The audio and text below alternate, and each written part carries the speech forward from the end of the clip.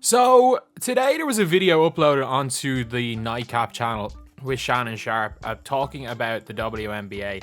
It was Chad Ochi Cinco, Gilbert Arenas, and Shannon Sharpe, and it actually was just like, I actually do think not only was the reasoning for making the video sound, I think that in general, like, the tone of it was like okay, yeah, the WNBA is in a better place, and especially Chad Ochi Cinco was talking about how he went to a WNBA game and it was like incredibly fun, and he is going to go back.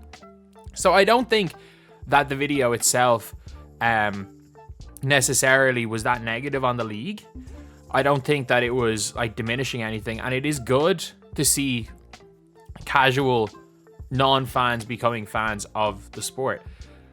But like, it's just false information.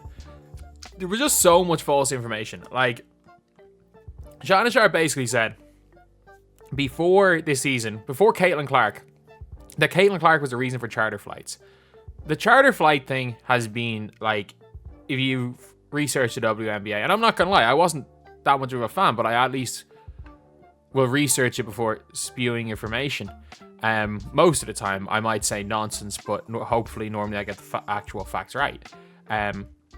But with that situation, it was like, even years ago, Joe Tsai, who was like the owner of the Liberty, got fined $500,000, nearly had to sell the team because he was sick of his team having to fly commercially. So he just gave them his own private jet and let them fly, like, gave him charter flights. I think the Aces did the same thing. Their owner was willing to pay for his team to get charter flights, and again, they got fined for it. Like, but teams were doing that. But also, there were charter flights for some games, like some playoff games, certain types of games, and it wasn't every single game, just like it's still not every single game right now. It's not like Clarke came in and every single team has charter flights. Some teams will have more than others. Some teams may have less, and it all just depends on the way the travel is. So that saying they had zero before Clarke and now everyone does are two completely wrong things. And what Clarke's done for the league is unbelievable, but like, to big her up by making lies doesn't help the anti-Caitlin Clarke people, if you get me. And then also said how many games were on TV, and Gilbert Arenas said, I'm trying to find the rest of them. There were, like, I think it was something like 215 of 240.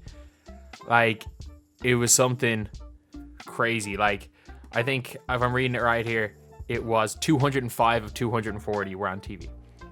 And then the rest you can get on League Pass. Like, not every game is going to be shown, but most of them did. Most of them were shown.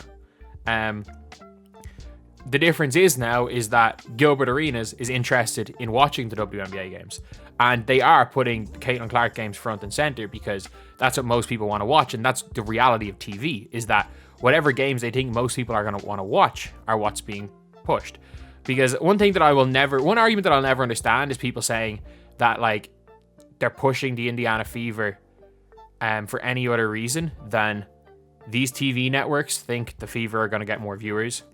Like, if the TV networks thought the Sky were going to get more viewers than the Fever, they would be showing the Sky games. At the end of the day, more eyes is more advertisers, more advertising money is more money in general, and it doesn't really matter how that comes, they're going to do that. Like, the networks, like, the only color the networks see is green. But, and then, like, so a lot of these are being shown. And then also, like, one thing I really don't get is they said that the reason why all the Aces players got $100,000 was because of Caitlin Clarke. Caitlin Clarke plays in Indiana. And do you want to know why the Aces all got $100,000? Because anything that gets people to go to Vegas is worth millions. It's worth millions. Like, you don't understand how much money is made from casinos and everything in Vegas. There's a reason why, if you have one of those, like, I can't think off the top of my head what it's called, residency. There's a reason why, if you are a singer with residency in Vegas, you get paid so much money. If you can get people to come and see you all the time in Vegas, you're making more money than anyone else in that industry. Like, that is the goal. Like, that is the absolute goal for if you are just looking to make as much money as possible out of, like, singing, if you have residency in Vegas. Whereas the Las Vegas Aces play, and they're getting thousands of people to watch them every single game. Thousands of people are coming to watch them every game.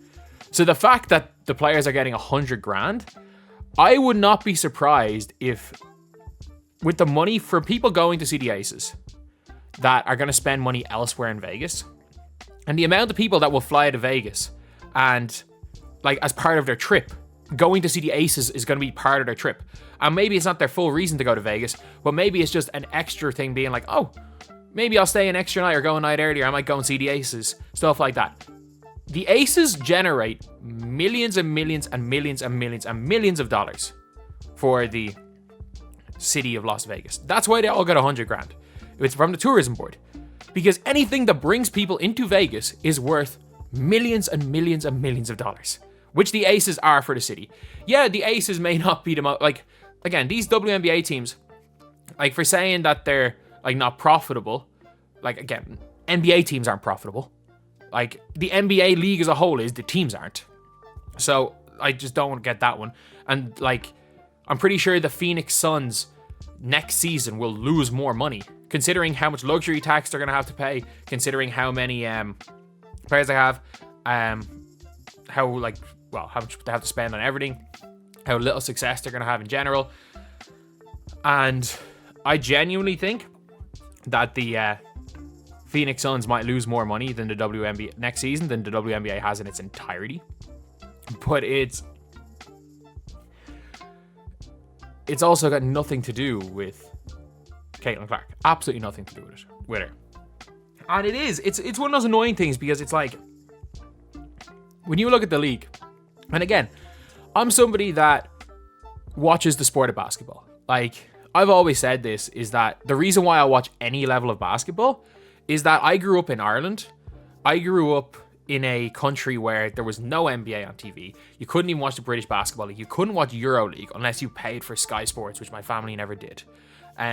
So I grew up going down the road to watch the Talca Rovers men's National League team, the Talca Rover women's Super League team, who would play back-to-back for a lot of their home games. And at 10 years old, when I was first starting to take up this sport, those were the people that I looked up to. I thought they were the best players in the world. And, like, it was a terrible standard of basketball, an absolutely terrible standard of basketball.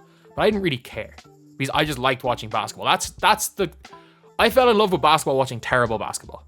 So for that reason, like, I just enjoy the sport. And so I've, throughout the years, watched WNBA, not taking it too seriously. I took it a lot more seriously last year, just because of the two super teams. Because I was like, okay, this is a big thing. The Liberty look insane. The Aces look insane. And watched a lot of their games, and then just kind of kept up being like, oh, cool, Aliyah Boston's balling out. Let's watch her against the Aces, where she went toe-to-toe with Asia Wilson last year.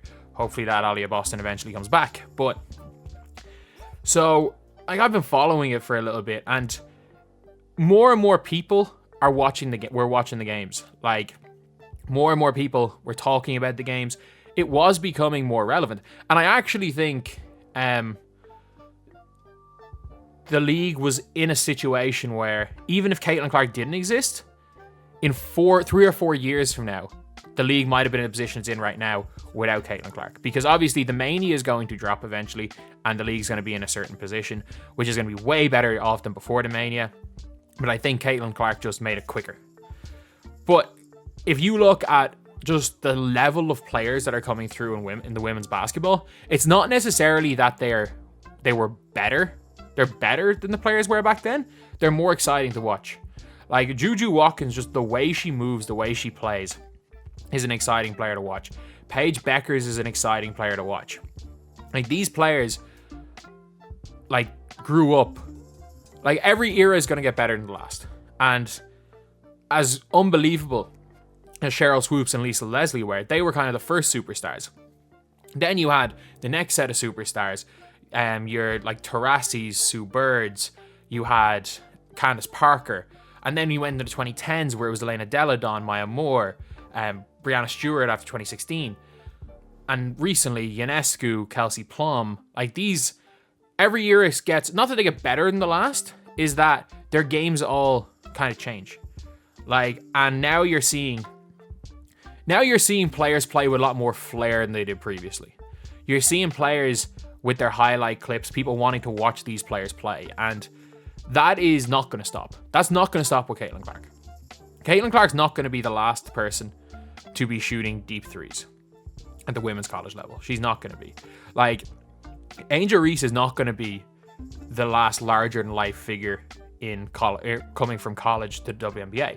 Heck, Flo J, who played with her in college, might actually exceed Angel Reese as far as just popular culture and ability to play.